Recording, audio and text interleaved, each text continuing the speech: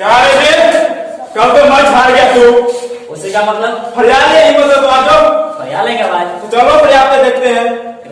एक बात बताता हूँ। बताओ। जो मन सवार इंसान है कभी भी जीत सकता है।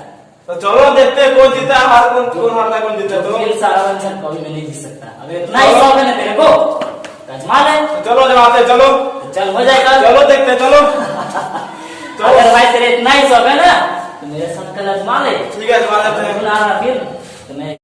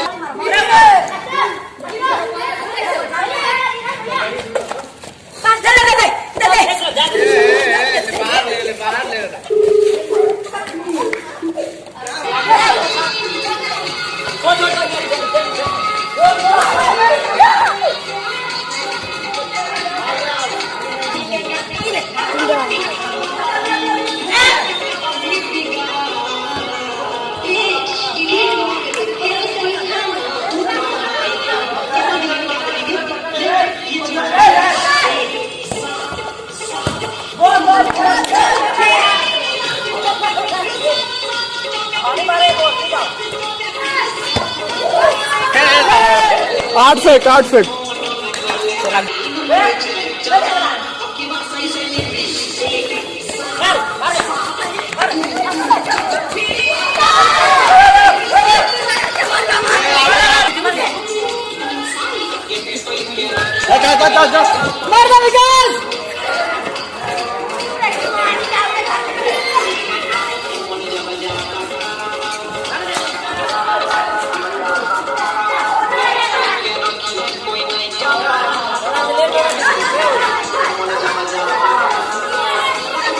लेट होगा बात समझो ना इतना कीजिएगा।